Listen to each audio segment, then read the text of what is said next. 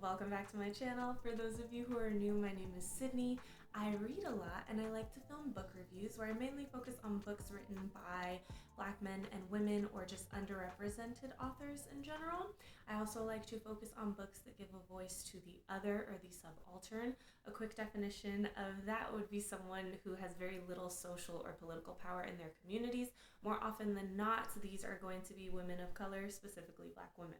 So to start, I'm going to be doing a quick review of We Should All Be Feminists by Chimamanda Ngozi Adichie. Y'all, when I saw this book at Eso Won Bookstore, I was so excited. I've been trying to get my hands on this book for a really long time now, and I had no idea that it was so teeny tiny and cute. I love it. But I've been wanting to read this book because this is a modified version of a TED Talk that Adichie gave in 2012. So while I have heard the talk, I wanted to actually read the book, touch the book, own the book. Also, an excerpt of the talk was taken out and used in Beyonce's song Flawless. You know, when we get a little cute speech about feminism in the song, that is from this. What I appreciate most about this book and what I'll be focusing on in this video is the deeper understanding that Adichie gives to her readers in relation to feminism. So, I think that when most of us think of feminism, we think of equal pay or of equal rights for both men and women. And while these things are very important, we also need to understand that gender is a social norm. So, we are taught at a very young age what it means to be female and what it means to be male, right? So, what she focuses on in this book is that instead of focusing on gender, why don't we focus on ability and interest? Because we all know that the higher up you go in the corporate world or the higher up you go in any world, there's going to be more men and very little women. And we just assume that men have the natural ability to lead and that women don't. And leadership isn't a gene, okay? There's no motherly gene. There is no, do y'all see where I'm So in the book, she does focus on how gender affects women, mainly in Nigeria because she is an African woman and that's where she comes from, but she does stress that gender affects women all over the world. It doesn't matter where you come from.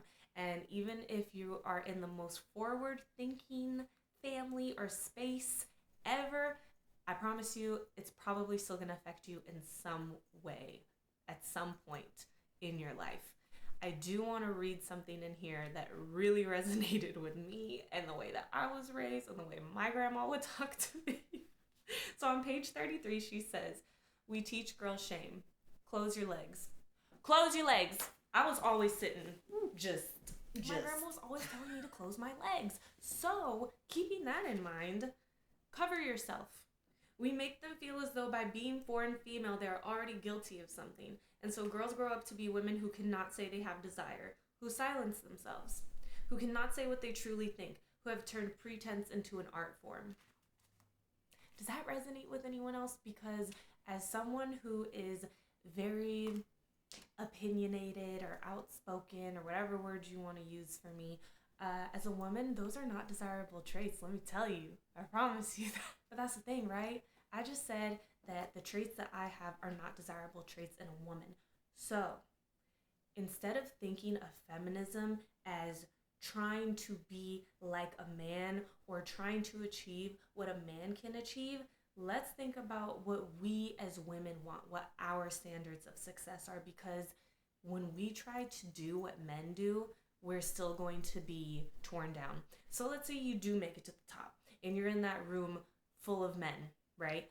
And you wear your gray power suit because we have been taught that femininity and being taken seriously cannot coexist, right? So you wear your gray power suit and you walk into that room full of men and everyone says, well, she doesn't look good. Well, she doesn't have a woman's touch. Well, whatever. You go in there with your, cute little dress on and you showing off your body, then they also have something to say. So we need a whole new set of standards for women to achieve. And because gender is a social norm and because this is taught, once we become aware of these things, we can just reteach it.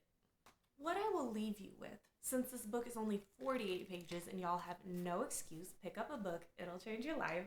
is that we need to think of feminism differently. We need to think of feminism without carrying all the baggage that comes with that term. You know, feminists don't hate bras, they don't hate men, they don't hate the color pink.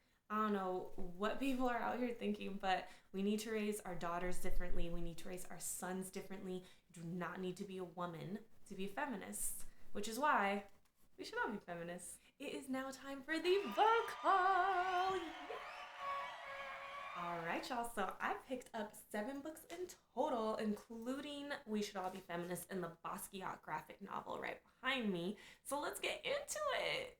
All right, guys. So the first book is going to be Black Imagination, which was curated by Natasha Marin. I just thought the cover was amazing. It's the first thing that drew my eye to it. I love the all-seeing eye here, and they're all over, and it's just a beautiful, beautiful cover. So this book is literally just Black imagination and Black art all put together into one. It's not poetry, it's just art, you know? There's so many beautiful, beautiful thoughts and words written down in here that are absolutely amazing. They're all going to be coming from Black people all across the country. There was one in here that I thought was so funny that I wanted to read. Oh, here we go. Real quick.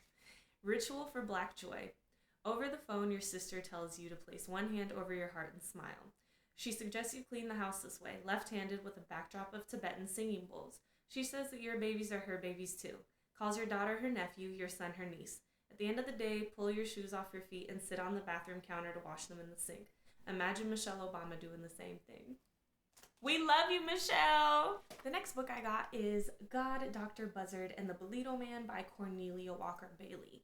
I chose this book because it is part cultural history, part memoir, and she is basically giving an overview of her life on an island off the coast of Georgia that I didn't even know existed, so for sure have to read this and educate myself on that.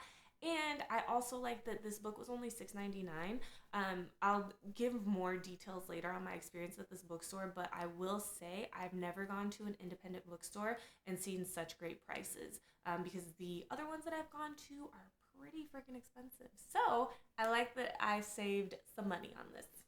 The next book I picked up was Possessing the Secret of Joy by Alice Walker. This was also only $6.99, but I chose this book because it's kind of like a sequel to The Color Purple in a way. It follows the story of Tashi, which is the African woman that Celie's sister met when she was a missionary in Africa in The Color Purple. So you don't have to read The Color Purple to read this book, but I did want to see what happened to Tashi. So reading The Color Purple is what made me want to read this. But it basically just goes through Tashi's struggle and the oppression that she faces as an African woman and how she eventually finds joy through the struggle.